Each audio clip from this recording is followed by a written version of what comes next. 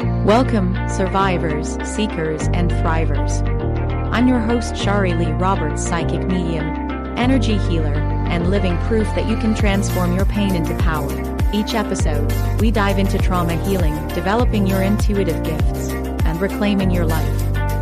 Get ready for real stories, deep wisdom, and a little laughter along the way. Hello, and welcome back to what is going to be a wild ride. So go get your favorite food or beverage, cuddle up, and just listen to what my guest Alphonso James has been through and what he has ended up doing as a result. Two things. I met Alfonso about 1.5 years ago at a big event on Long Island.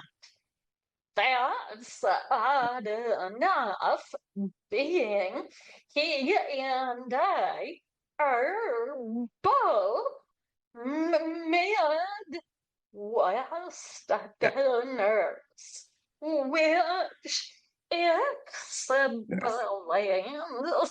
our love for one another. The other is his story used to be my worst fear.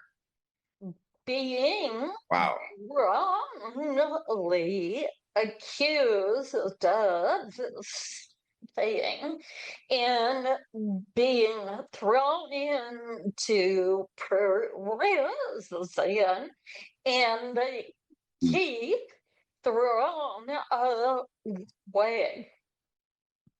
Luckily, that never happened to me, but it did to him. We're going to talk about that, but we're also going to talk about the amazing things that came from that experience and what he is doing today. Welcome, dear man. I couldn't be more thrilled to have you. Please introduce yourself and give my little listener not the whole big story, but a good idea of what happened. Also, how long you were in prison. Wow. Well, first of all, Sherry, I just love you so much. And I had to reach out to you, oh my God, and say, just to let you know that I was thinking about you and I was so encouraged and not only inspired, but wow. I'm just in awe of you, my friend. Uh, Like why? um, I grew up in Milwaukee, Wisconsin. I'm the oldest of five kids. I remember growing up, everyone used to call me a dreamer because I used to imagine being an airplane pilot, a police officer, a fireman. I used to imagine doing all those things. Okay. Oh, and Sherry, can I share some awesome news with you? Yes. Okay. In March, that's when I'm expected to be exonerated. So I would love to show up on your show after that event. It's going to, so whatever day you have, I will let you know in advance, but I definitely want to do it in March because March is going to be a, Yes. So, when in March are um, you due? the first week, the first Oh, week, they haven't given me, tied a date in yet. We're still working on getting on the judge's docket, but they said the first week of March. So, and wow. I know, Okay. Tell me how this has come to be. I am we're not doing the podcast. I just want to hear, and yeah, then we'll talk about it yes, again. yes. Oh my God. So you got out in what year? 2017, February the 14th, Oh, wow. 2017. Yeah, Wow. yes, Okay.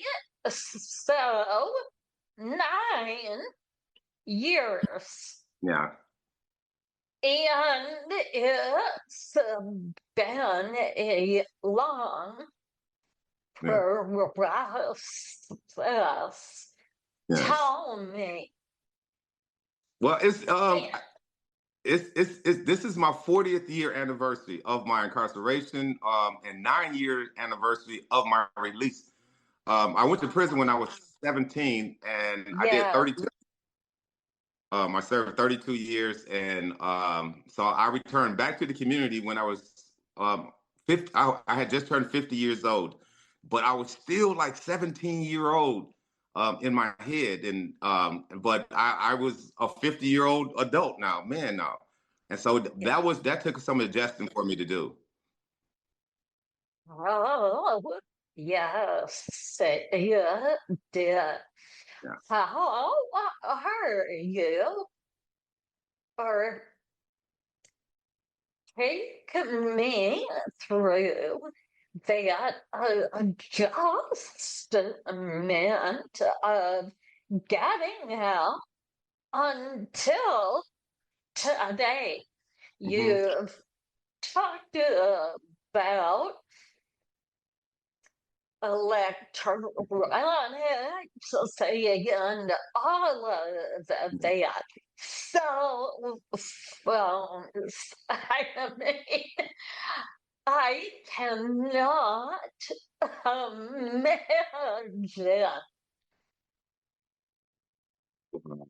It was really really scary. Because I had Yeah. never prior to this, I had never been in any type of trouble before, and I didn't know what to expect. And so when I was in placed in custody, I thought that they were just going to talk to me and just let me go home, and but after 12 hours of being interrogated, and when I dropped out of school like in the fifth grade because it was too challenging for me. I couldn't read, I couldn't understand most of the curriculum that was going on, and I was too ashamed to really express so to anyone. So I started hanging out, on street corners, break dancing. That's when break dancing was new. So we got us a B-box, boom box, and a cardboard, and we just sat on there on the street corner, and we were performers. So I always thought that my way of being a success was because I love breakdancing. Oh my God, I used to love breakdancing. And I thought that I would help my family out by being a successful breakdancer, yet also engaging in the community events. And so when I was taken into custody after 12 hours, the police detective pretty much said okay, your mother is in the lobby waiting for you.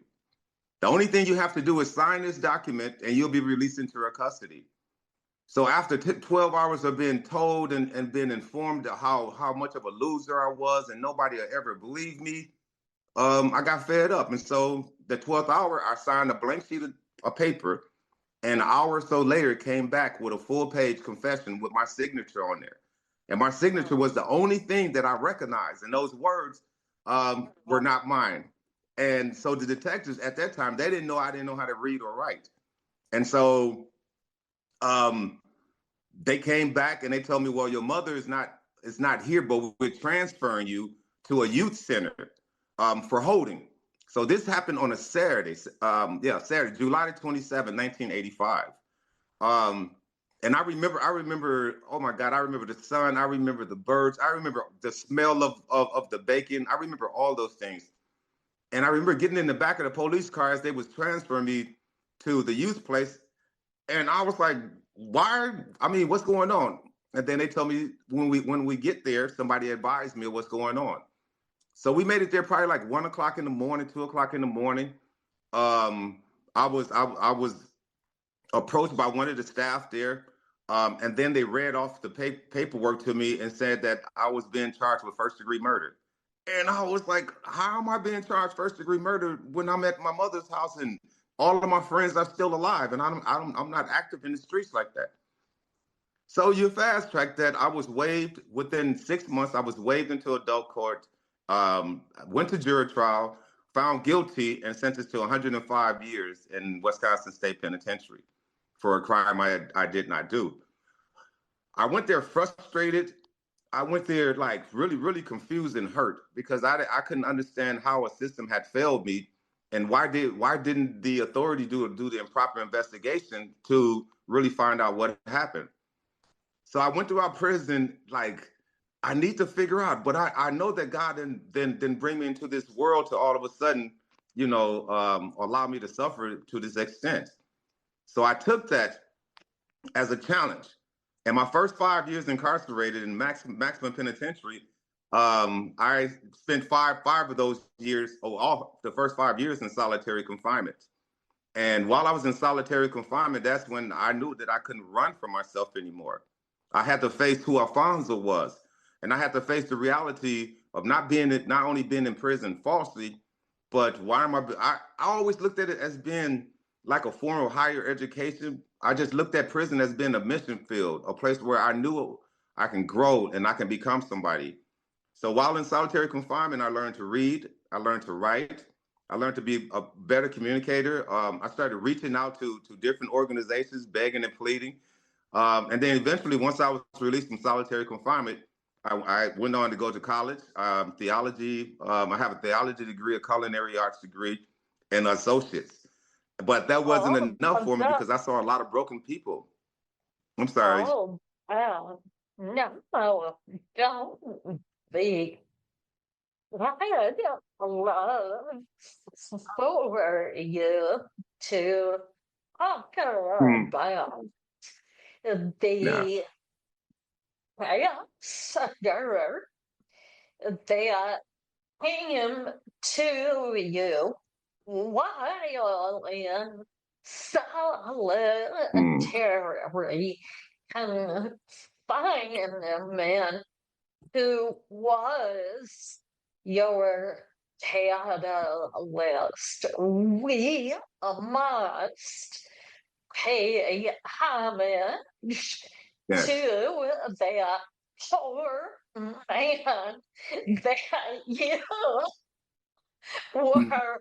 awful to I'm, endure I know, I know. understandably, I, but if not for him, you and I wouldn't have mm, met. You wouldn't be out here.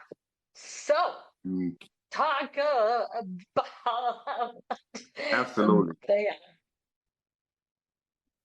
Well, I mean, this guy, when I was in solitary confinement, everything that he represented, because there was a chaplain every Friday, he would come down and he would give guys religious material.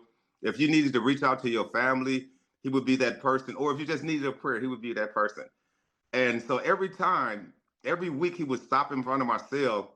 And the first two times I warned him that I don't want any of his information. I don't want to know anything about his God. And so I told him, I warned him, I said, well, if you come back to my cell again, I'm going to throw something on you. So he came back to the cell the third time.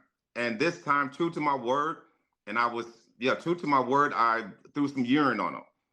And he did not like his facial expression, nothing changed. But I think the thing that I really saw more than anything that I had never saw in a human being up until that point was his genuine love. And when I saw that, time after time, I think I did it like three or four, repeated that same procedure three or four more times. But the final time I did it, this time he brought um, he brought two towels, and there was a chair that was seated outside of the cells. And so he would come to the cell, and this time I dashed him, and he wiped himself with the first towel, and then he grabbed the chair, and he grabbed the other towel, and he wrapped it around his neck, and he was like, "Alfonso, what is wrong?" And I went through the thing where I began to curse him and say all foul things to get him against him, just to get him away from our cell. But then again, he responded the same way. But this time, for some reason, I believed him. And he said to me, "Alfonso, why are you so angry?" I'll say, "Because I'm in prison for something I didn't do." And he told me, "I believe you."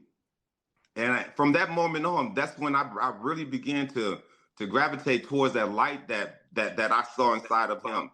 So now I really had an example of what a godly person and what a man really looks like and how a given man is. And so he became my first example. And then once I told him I couldn't read or write, he went to like his grandkids or something, and he brought me some coloring books that had never been used and brought me some crayons. Now, mind you, at this time, you can not have either one of those material while you in solitary confinement. But he convinced the warden or someone to allow me to have those things. And so I was down there. I was not embarrassed. I mean, I learned to spell the word cat backwards, and I was proud of it. But that wasn't enough for me. I wanted more. And so I started just advancing fast through those books to the point where the first book I read from cover to cover was the King James Bible, and I just started wanting more. So finally, when I got out the hole, I took everything that the pastor had offered me during that time, and it really transformed my life and had me to start viewing things a lot differently.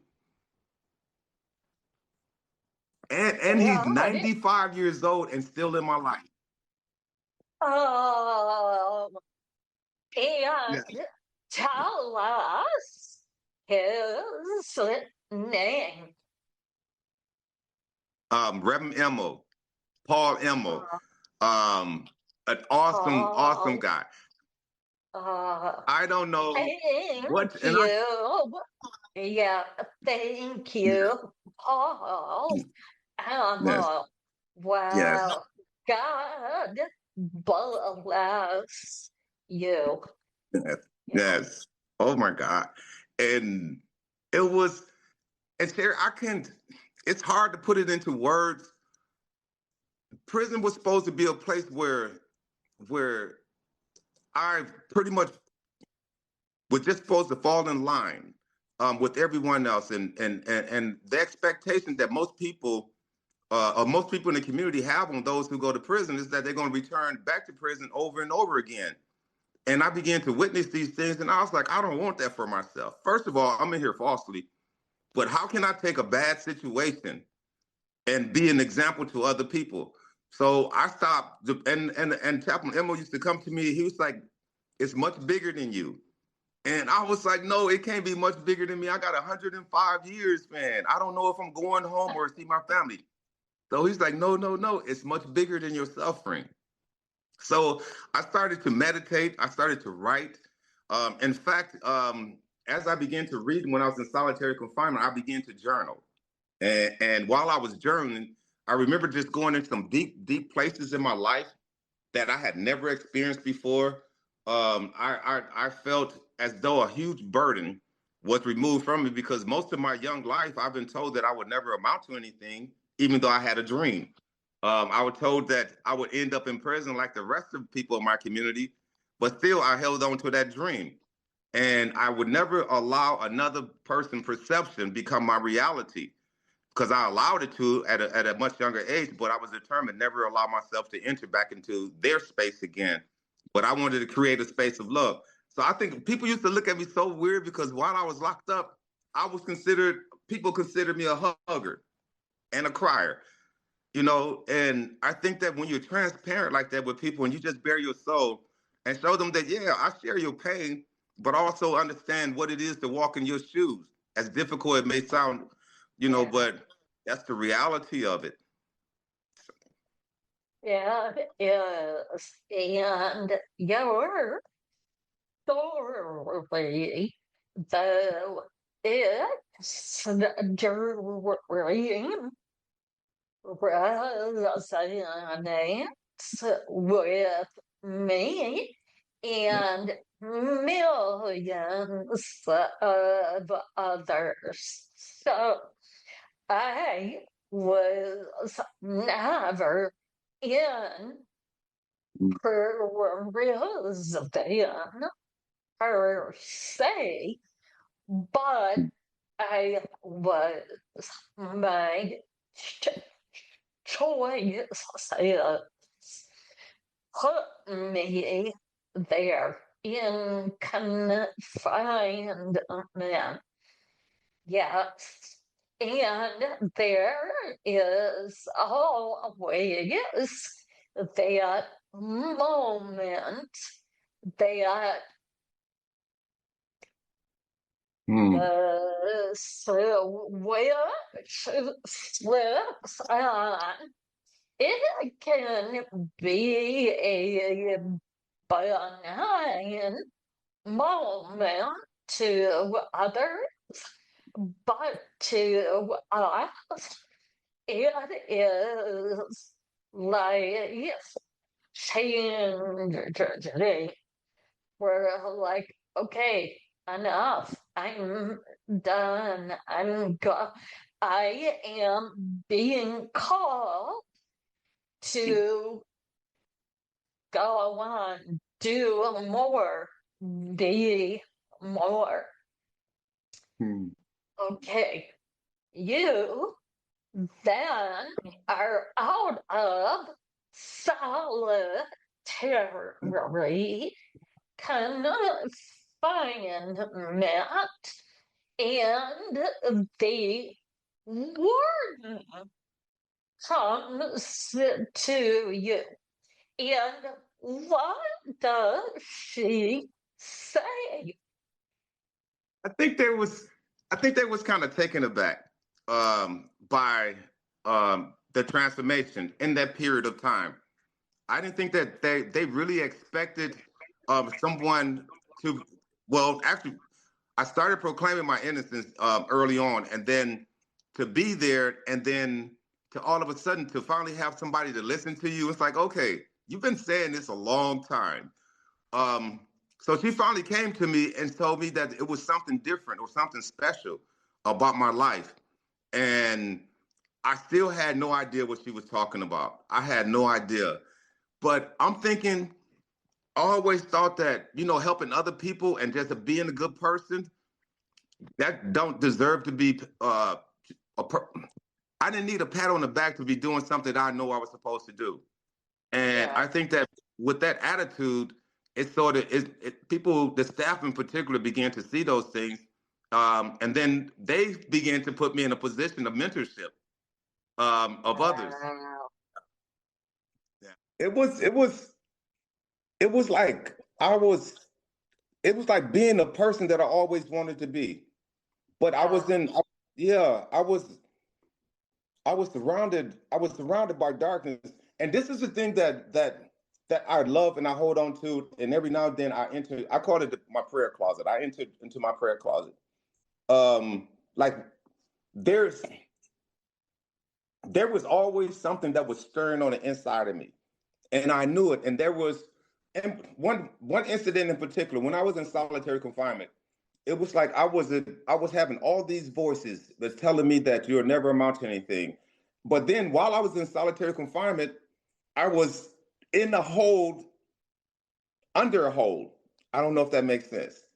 But Yes. in solitary Yeah. confinement, yeah, Does. yeah. Yeah. So I was removed from I was removed from the normal solitary confinement and placed in a small box. They call it the MO cell. I forgot what the acronyms mean, but in this small cell, there's a concrete slab which sits it right in the center of the floor, really low, and there's this metal toilet which have a sink that's connected to it, and then above this sink and this toilet, it's like this vent system. And I remember going in there, and they had this the bed that I was in. It's called the 5 point, and the 5 point meaning that they strap your forehead, they strap your arms, they strap your thighs, and they strap your leg. And they had me lay in that position for like 12 hours. A staff had to come in and help me. I'm sorry for being so personal and graphic, No. but No. I was in that position for 12 hours. Yeah. And I remember when they finally let me up, or I was still in the MO cell, but they finally gave me a sheet. They gave me this sheet. I tore this sheet up, and I stood on the toilet, and I tried to destroy my life. I tried to do self harm. And then while I was in that position, I remember I remember releasing my feet from the toilet, and for what seemed like a long, long time, I remember like I was being lowered into a grave, and this grave was so familiar. It was so dark and so familiar to me that I found comfort in there. But then on one Wow. side, I heard the voice of my mother said, "Why did y'all kill my baby? He didn't do anything." And then on another side, I heard the DA and the judge said, "Well, he's a coward. He killed himself." And so the moment that I was being lowered deeper and deeper into that dark place, I remember looking up and there was a familiar hand. And it felt as though that hand had been with me all of my life. And so Mm. I reached up and I grabbed that hand, and then immediately that's when the string or whatever had broken. I fell on the toilet, and I looked up at the heaven. And I was like, God, I can't even kill myself. So you must have a reason for me to be going through these type of things. And at that moment, it was like I had a quiet and a peace that came over me that I knew that He was real. And so that's why I'm not looking back. That's why I'm so determined. If He can if God can take an uneducated, a person who struggled with his identity, had no sense of direction whatsoever, allow me to go in the bowels of the beast where there's nothing but gashing of teeth and hatred all around me, and I'm able to find a glimmer of light in there, I knew He had a reason for him. So rather than complain, I was like, okay, God, thank you for this. Thank you for it. And the moment I stepped out, I promise you, that's why I took off running.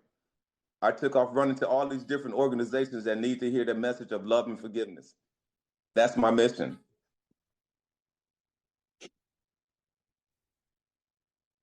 I have been in the house. I have, and also received God's message. No, you are Mm. meant to be and do more. Get going. I'm like, oh, okay. Yeah, you know, I'm like, okay, I'm Wait a minute. going to. And then the this the four. That's why, like when I got out of 2017, it was like I already knew, and every place I went to, like the first thing, because I have a culinary arts degree and I love cooking, I went and volunteered at a couple of food pantries, and I began to change their menus and bring healthier food in. Um, my phone, and bring healthier food in, and then also, and I used to put like like real silverware on tables and put real flowers on tables, and that really meant a lot to people because I created like a home style type of food, and I loved it so much, and I saw the effects that it was having on other people. But I was like, well, let me bring more attention to it. So I stopped talking about, being falsely in prison and all that stuff. But I was like, well, we have a need in the community. Do you mind? And do you mind helping? And then it just so happens they asked me, where you been? And I was like, I was in prison for a long time. And then I explained to them why. And most people, when they meet me, they have no idea. Yeah, no. Let's talk about how Alfonso today. I can relate to the past, being in the past, and now Yeah. slowly inviting who we are, who we Yes. came here to be. Go Yeah. tell us what Yes. you're doing about your journal. Go. Um, oh my God, Sherry, it's so much. Um, this is a journal. I don't know if you can see this. I Yes. pulled my I took the journal that I began when I was in solitary confinement. And so I pulled 8 chapters out of that, of the stories that was really, really challenging for me. And then I give a Yeah. synopsis on my prayer life at that particular. Hmm. Yeah. Interrupt. Bring back your book and talk about the title for those who hear this but don't see it. Oh, the title actually, it was given to me by a friend. It was this one day, I met this guy and we were talking, and then he was like, the word unfragile keep coming up. And so I didn't know that was a word. And I looked up the word unfragile, which is true, which is actual word. It means unbreakable, Yeah. to endure, um, resilience, and then there was a couple more expressions and then it gave me the example. I forgot the name of the spider, but this spider that creates this web is the most strongest strand that's created by anyone in the world. And so I looked those things up, and I was like, oh my God, unfragile, Yeah. because I Yeah. think it embodies all of us. Where can people get your book? We have um, the link to connect with it. Well, actually, Alphonso James, and then that'll be able to pretty much direct everyone to where to go for those. Okay. Uh, Keep on going because you have way more going on now, don't Yeah. you? And then we have the Unfragile. The Unfragile Farm. Right now we're leasing property on our way to owning it, and it's like 132 acre on the bluff of Wisconsin. And where this idea came from is that, like, again, I go to a lot of conventions every year for the Innocent Network, and there's a lot of people that return back to the community after being exonerated, and their prospective states don't have any compensation program. So a lot of them have to start at square one after 20 and 30 years in prison. They have no resume or any of those type of things. And so I met with a couple exonerees, and we're networking right now so that we can create this space.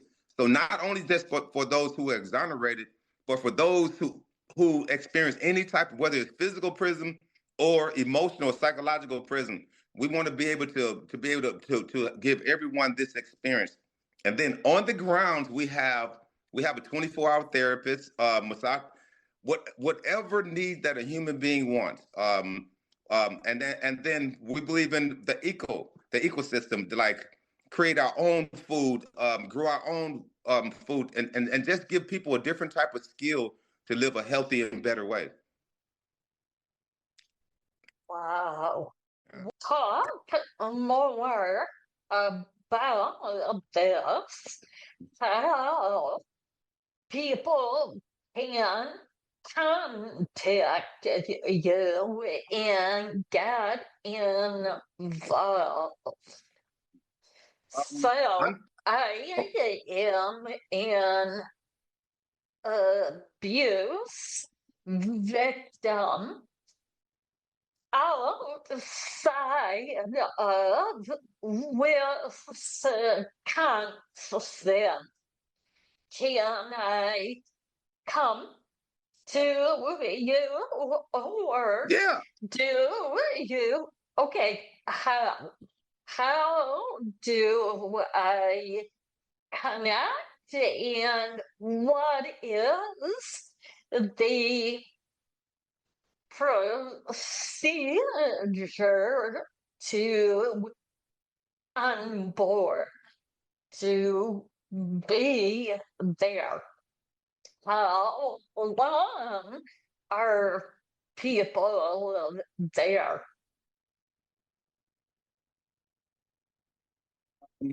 Right now, the property holds. Oh my God! Thanks for asking this question, Sherry, because I get to share the whole vision with you. Part of the vision.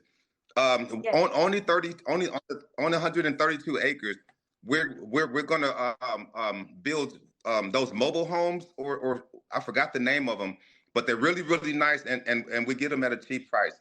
So there will be people that not only actually work there, but go through experience the program there, but we'll have shelter year round. If you just want to come there, say for instance, we have trauma therapy on every level. We have oh my God, um from the massage therapist, from we have a spiritual, we call it spiritual journey, which we have on the property. You just take a walk, and there's nothing but beautiful trees, and then the lake sits right there, nice body of water, and then the beautiful property. And then all of our streets, we are naming, like for instance, when you first enter into our program, the first street that you enter is the Journey. And then after you enter into the Journey, and then we enter into personhood. That's when we begin to dive on the inside of who we really are. And we have that space where we're able to be not only free, but transparent, and also know that we're going to be loved. So we have all those contributing things, and then we have outside community partners. That's if a person's, no matter what it is, we have it covered. And then the information to really get more information from is the website is unfragilefarm.com. This sounds incredible. You do take on people from all over. You're looking for people who are have been wrongly accused or abused. Mhm. Who is your um, community? Mhm. Also, how many people can you house? Um, well, it housed until we build the other buildings or get the other buildings up. It housed 15 people comfortably, um, and then the tools. Oh my God, the tools that we have in place right now. I really don't focus much on the cost of it because I do a lot of fundraising, and not everybody can afford to come to Wisconsin and spend a few days. So that's why I'm setting up an account where we do have those special cases. In fact, see, I grew up in an abusive home. I saw my mother abused by my stepfather. And I was a kid. It just it it it broke my heart because I wasn't able to protect the one that protected me. And so I was like, well, how can I get to the root cause of those type of things? And I did, and I started going out and I started meeting people who have been victimized by people, and we started putting sharing our stories and creating a platform so all of us can have a voice. And so we have this beautiful organization in Wisconsin called Milwaukee called it Sojourner Truth. And so Sojourner Truth is a place that houses DV victims, but they're not called victims. They're called champions. And so these are the different organizations and different. I mean, from the youth, our youth or whatever we can do to at least make a difference in our community. That's the thing I'm willing to do because that legacy is so important of love. Yeah. One last thing, and thank you for your time.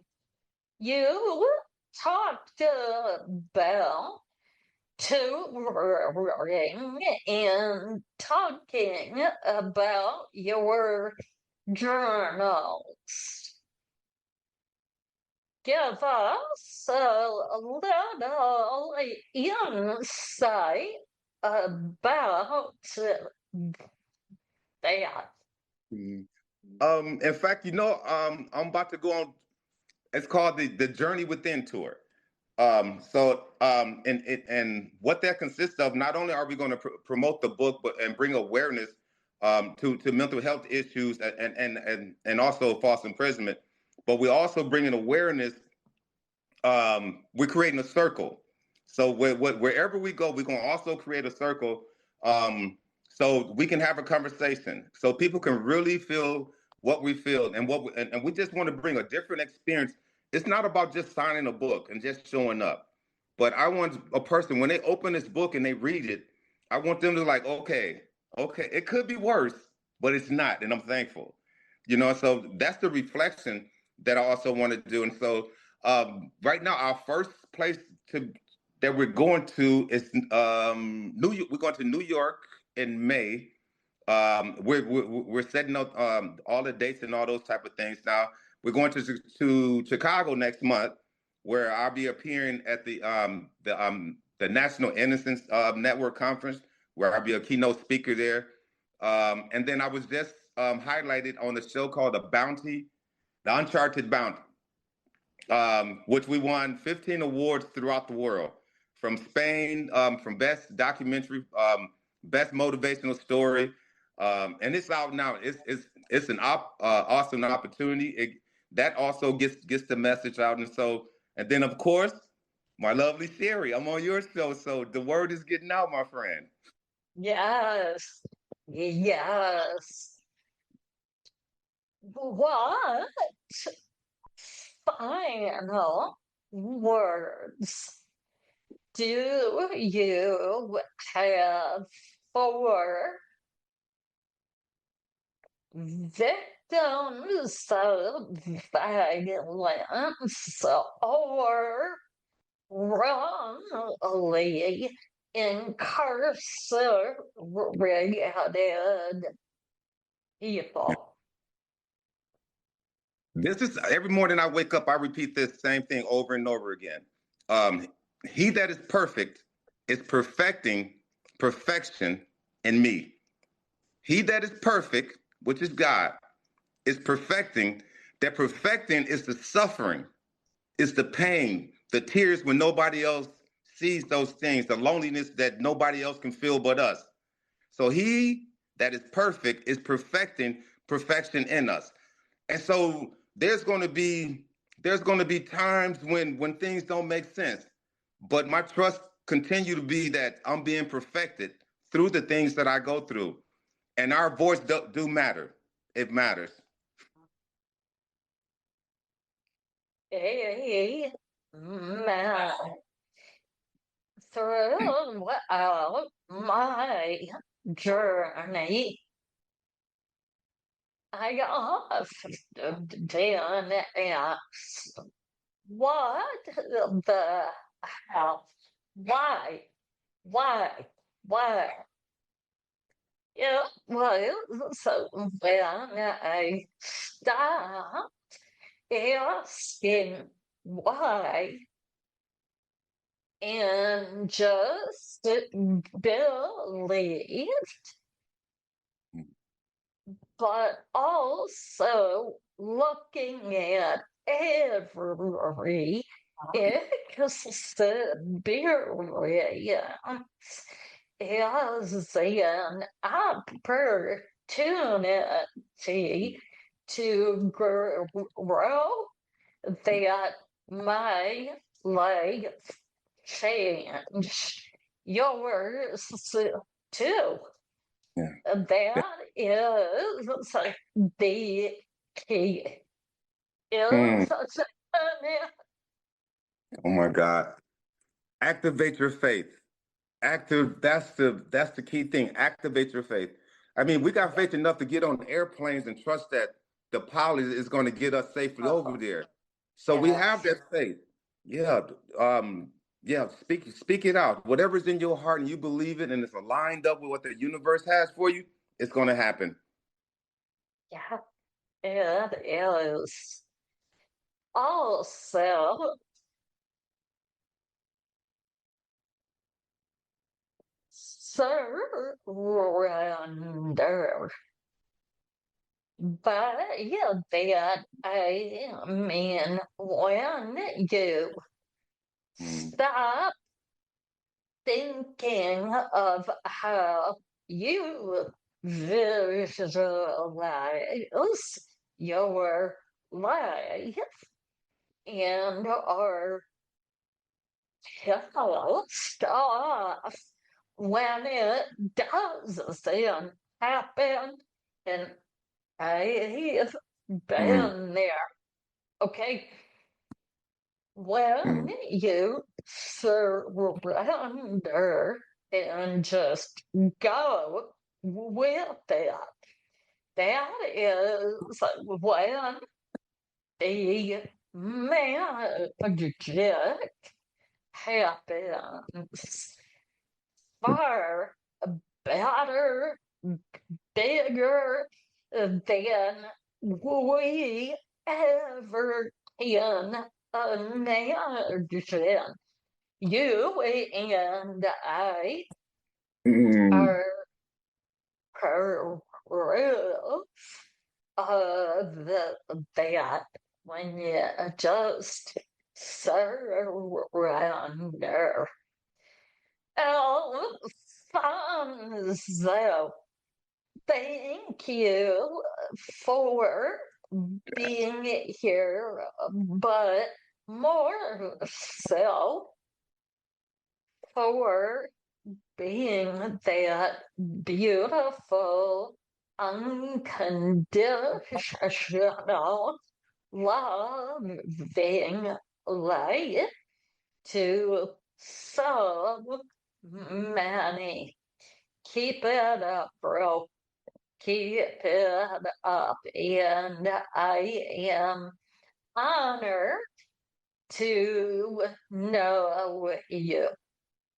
If on my promo book tour come to Wisconsin,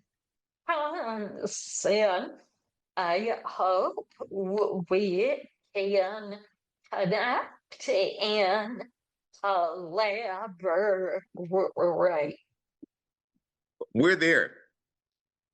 Watch. Okay. It's going to happen. Yes. I would love to. Okay. So,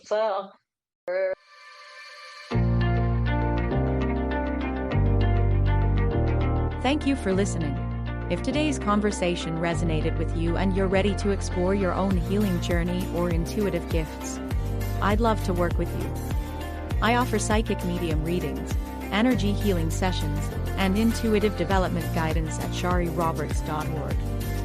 And if you're not quite ready for a session, but want to be a part of the conversation in a supportive community, join my private Facebook group. The link is in the show notes. You can also connect with me on LinkedIn, Facebook, and Instagram. This is Shari Leigh Roberts. Until next time, remember, you're never alone.